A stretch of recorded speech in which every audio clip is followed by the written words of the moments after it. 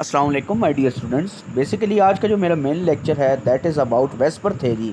VSEPR theory पर जाने से पहले, जैसे कि प्रीवियस लेक्चर में मैंने बॉन्ड लेंथ और बॉन्ड एनर्जी के ऊपर डिटेल से कंसेप्चुअल लेक्चर डिलीवर किया था, तो बेसिकली उसमें हैलोजेंस जो थे, क्योंकि डायटोमिक फॉर्म में पाए जाते हैं ना, आपको पता है फ्लोरीन के जैसे वैलेंस में 9 है, तो पहले में दो दूसरे में 7 ऑक्टेट के लिए एक चाहिए।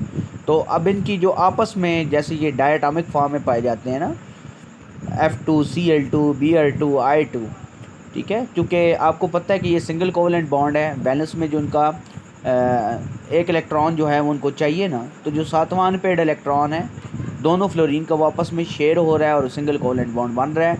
उसकी बॉन्ड एनर्जी और बॉन्ड लेंथ के ऊपर मैंने बात करनी है डिटेल से कंसेप्चुअली।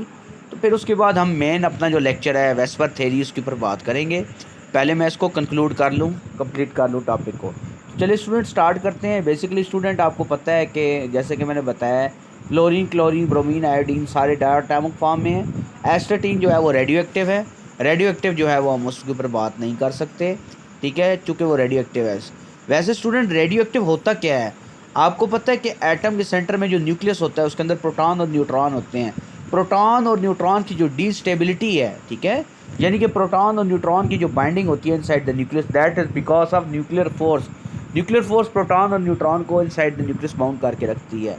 अब जब आपके पास जो प्रोटॉन न्यूट्रॉन जो होते हैं वो डीस्टेबल हो जाते हैं, मतलब सॉरी अनस्टेबल हो जाते हैं, डीस्टेबलाइज हो जाते हैं ना, तो वहाँ पर आपके पास वो रेडियो एक्टिव होना शुरू हो जाता है और वो किसी और एटम में कन्वर्ट हो जाता है। ठीक है स्टूडेंट, जैसे कि आपका यूरेनियम जो है वो जब उसकी रेडियो एक्टिविटी होती है तो वो अगर किसी और एटम में कन्वर्ट होता है तो वो लेड में चेंज हो जाता है। लेड का एटॉमिक मास 206 है। ठीक है, बेसिकली आपको मेन बताने का मकसद ये है कि जब कुछ चीज़ रेडियो एक्टिव है तो समझ जाओ कि उसके अंदर सेंटर में जो न्यूक्लियस है जिसमें प्रोटॉन और न्यूट्रॉन है, इनको कंबाइनली हम क्या कहते हैं, न्यूक्लियॉन्स कहते हैं स्टूडेंट। उसमें बेसिकली डीस्टेबिलिटी आ चुकी है। ठीक है, तो तब तक वो स्टेबल नहीं होता तो वो रेडियो एक्टिव रहता है। ये चीज़ 100% क्लियर होगी ना स्टूडेंट? तो एस्टेटीन को एक्सक्लूड करके स्टूडेंट अपने टॉपिक पर आते हैं। फ्लोरीन, क्लोरीन, ब्रोमीन, आयोडीन सारे के सारे इनकी बॉन्ड्स की बात करें तो सबसे पहले जो केस है students that is fluorine F2। इसकी जो बॉन्ड एनर्जी है स्टूडेंट्स कंपैरेटिवली अगर आप देखो तो क्लोरीन के मुकाबले में कम है, 158 है। यानी कि F सिंगल बॉन्ड है, तोड़ने के लिए आपको 158 जो है वो किलो जूल पर मोल जो है वो आपके पास एनर्जी चाहिए। अब अगर फ्लोरीन से आयोडीन तक हम जिक्र करें ना, तो एटॉमिक रेडियस जो है वो टॉप से बॉटम बढ़ रहा है।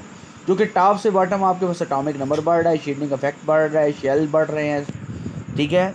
तो शेल्स बढ़ने में इलेक्ट्रॉन्स की तादाद भी बढ़ रही है, आपको पता ही है। न्यूक्लियस से वैलेंस इलेक्ट्रॉन का फासला भी बढ़ रहा है, तो as a result atomic radius बढ़ रहा है हर शेल का। ठीक है स्टूडेंट, क्लियर है ना ये बात? इसी वजह से एटॉमिक रेडियस टॉप से बॉटम बढ़ रहा है। अब बॉन्ड एनर्जी जो है वो आपके पास जो है वो क्लोरीन से आयोडीन तक डिक्रीज़ हो रही है। अगर आप नोटिस करें तो क्लोरीन 242, ब्रोमीन 193 और आयोडीन 159। अभी मैं बॉन्ड एनर्जी के ऊपर बात कर रहा हूँ, तो आप देख रहे हैं कि वो वहाँ से इंक्रीज़ हो रही है, लेकिन फ्लोरीन जो कि टॉप पर है उसकी एनर्जी 158 है, बहुत कम है। अब इसकी क्या रीज़न हो सकती है स्टूडेंट्स? पहली बात तो ये है कि आप ये बात कंफर्म कर लें कि फ्लोरीन का साइज़ बहुत छोटा है। फ्लोरीन का साइज़ बहुत छोटा है और फ्लोरीन के जो आपस के जो दोनों लोन पेयर हैं वो एक दूसरे को क्या कर रहे हैं, रिपेल कर रहे हैं। क्योंकि फ्लोरीन के पास लोन पेयर भी है ना स्टूडेंट, तो लोन पेयर एक दूसरे को रिपेल कर रहे हैं।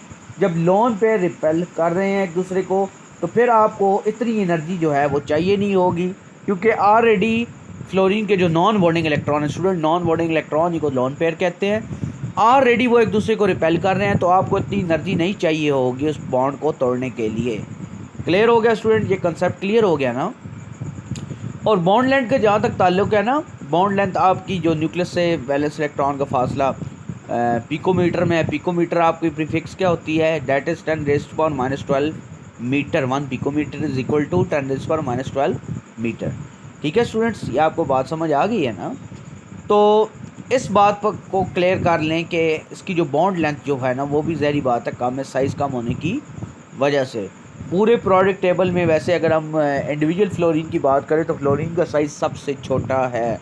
तो सबसे छोटा है तो मतलब एक्सक्यूज़ मी स्टूडेंट्स, सबसे छोटा है तो मतलब उतनी उसकी बॉन्ड लेंथ भी कम है, उसका रेडियस भी कम है, न्यूक्लियस से वैलेंस इलेक्ट्रॉन का फासला भी कम है। ठीक है स्टूडेंट्स, क्लियर हो गया। और इलेक्ट्रोनेगेटिविटी भी उतनी ज़्यादा है, यानी फ्लोरीन में गेनिंग पावर बहुत ज़्यादा है। अब बॉन्ड एनर्जी बेसिकली स्टूडेंट हमें फ़ायदा क्या देती है, याद रखो बॉन्ड एनर्जी से रिएक्टिविटी का पता चलता है। ठीक है स्टूडेंट्स, तो आपकी बॉन्ड एनर्जी जो होती है जितनी ज़्यादा होगी ना, समझ जाओगे वो बॉन्ड उतना ज़्यादा स्ट्रॉन्गर होगा। Bond energy is directly proportional to, यानी कि बॉन्ड एनर्जी जितनी ज़्यादा है उतनी ज़्यादा वो बॉन्ड जो है वो स्ट्रॉन्गर है। जब बॉन्ड स्ट्रॉन्गर होता है तो उसको तोड़ना उतना मुश्किल है, जब उसको तोड़ना उतना मुश्किल है तो मतलब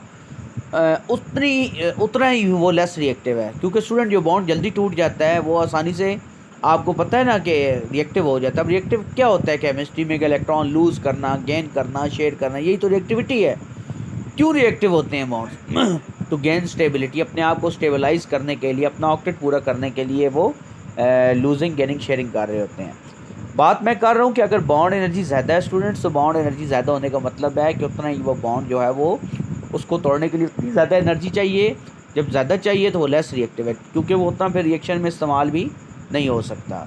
जैसे हम अल्काइल हैलाइड्स की बात करें student, alkyl halides junior classes में आपने फंक्शनल ग्रुप पढ़े हैं मैट्रिक में, तो वैसे मैं रिपीट कर दूं, अल्काइल हैलाइड RX होता है। R अल्काइल ग्रुप है स्टूडेंट। अल्काइल ग्रुप क्या होता है, जैसे एल्केन, ठीक है, आपके पास चेन है जिस तरह मीथेन, इथेन, प्रोपेन, ब्यूटेन। तो आप कोई भी एल्केन है, एक्सक्यूज़ मी स्टूडेंट्स, थोड़ी मेरी तबीयत ख़राब है, इस वजह से डिस्टर्बेंस आ रही है।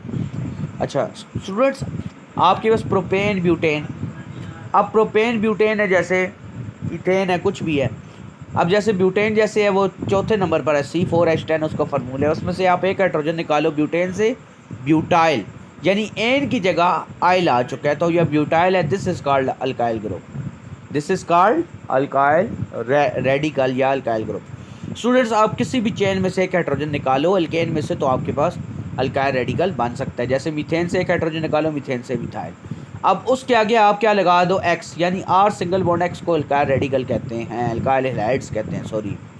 R तो अल्काइल रेडिकल है, आगे X लग गया तो अल्काइल हैलाइड। जैसे CH3 अल्काइल है तो आगे X की जगह आप क्लोरीन, ब्रोमीन, आयोडीन, फ्लोरीन कुछ भी लगा दो। जैसे आप Br लगा रहे हो तो CH3Br, ये हो जाएगा मीथेन से मिथाइल है ना, मिथाइल ब्रोमाइड। ठीक है, इसी तरीके से C2H5 आगे Br, इथाइल ब्रोमाइड। तो ये अल्काइल हैलाइड्स होते हैं, समझ गए स्टूडेंट्स। तो अल्काइल हैलाइड्स में अगर हम बात करें, फ्लोरीन लेस रिएक्टिव है, मैं बता चुका हूँ फ्लोरीन लेस रिएक्टिव है। फ्लोरीन के आपको पता है उसकी जो बॉन्ड एनर्जी है ना, वो बहुत स्ट्रॉन्गर है एज़ कम्पेयर टू CCl। यानी कि क्लोरीन अल्काइल हैलाइड में हम कोई भी कार्बन की चेन ले रहे हैं ना, तो कार्बन का फ्लोरीन के साथ बॉन्ड है, ये बहुत स्ट्रॉन्ग है। किसकी निस्बत, क्लोरीन, कार्बन और क्लोरीन का। तो कार्बन और फ्लोरीन का चूँकि बॉन्ड स्ट्रॉन्गर है, इसलिए उसको तोड़ने के लिए उतनी ज़्यादा एनर्जी चाहिए। तो बॉन्ड स्ट्रॉन्गर होने का मतलब समझ गए हो ना, शाबाश, मतलब वो लेस रिएक्टिव होगा। और बॉन्ड लेंथ और बॉन्ड एनर्जी का जो ट्रेंड है वो आपको समझ आ चुका होगा।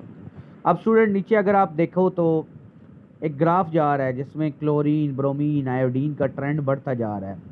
ठीक है, बॉन्ड लेंथ आपकी बढ़ती चली जा रही है, ग्राफ ऊपर जा रहा है, मतलब इंक्रीज हो रहा है। राइट साइड वाला टेबल देखो तो फ्लोरीन की बॉन्ड लेंथ सबसे कम है। ठीक है students, sorry, bond energy, bond enthalpy ऊपर लिखा हुआ नज़र आ रहा होगा। एंथैल्पी का मतलब लिख लो हीट कांटेंट, कि कितनी हीट एब्जॉर्ब या एवॉल्व हो रही है। ठीक है, तोड़ने के लिए आपको जितनी एनर्जी चाहिए, तो हीट कांटेंट उसको कहते हैं एंथैल्पी। डेल एच से हम इसको शो करते हैं, डेल चेंज को कहते हैं, एच हीट को कहते हैं, यानी एंथैल्पी को शो करते हैं, चेंज इन एनर्जी, और एनर्जी का यूनिट किलो जूल पर मोल। इसी तरीके से क्लोरीन की देखो तो आपके पास मैं पहले ये चीज़ें एक्सप्लेन कर चुका हूँ कि फ्लोरीन की सबसे कम क्यों होती है स्टूडेंट्स, क्योंकि बच्चों इस वजह से कि हमारे पास फ्लोरीन का जो लोन पेयर है वो एक दूसरे को रिपेल करता है, इसलिए उसकी एनर्जी कम है। क्लियर हो गया स्टूडेंट 100%। मैं उम्मीद करता हूँ आपको कंसेप्चुअल लेक्चर मेरा पसंद आया होगा और 100% समझ आ चुका होगा स्टूडेंट। ठीक है, सॉरी अभी मैं वेस्पर थ्योरी स्टार्ट नहीं कर सकता क्योंकि लेक्चर काफ़ी लेंथी हो जाएगा फिर। तो इंशाल्लाह जो अपकमिंग लेक्चर है वो बहुत इंपॉर्टेंट है, वेस्पर थ्योरी को मैं एक्सप्लेन करूँगा बहुत डिटेल से। तो आपने स्टे ट्यून रहना है चैनल से, चैनल सब्सक्राइब कीजिए, बेल आइकन को क्लिक लाजमी कीजिए ताकि मेरे आने वाले तमाम लेक्चर्स आप तक पहुंच सकें।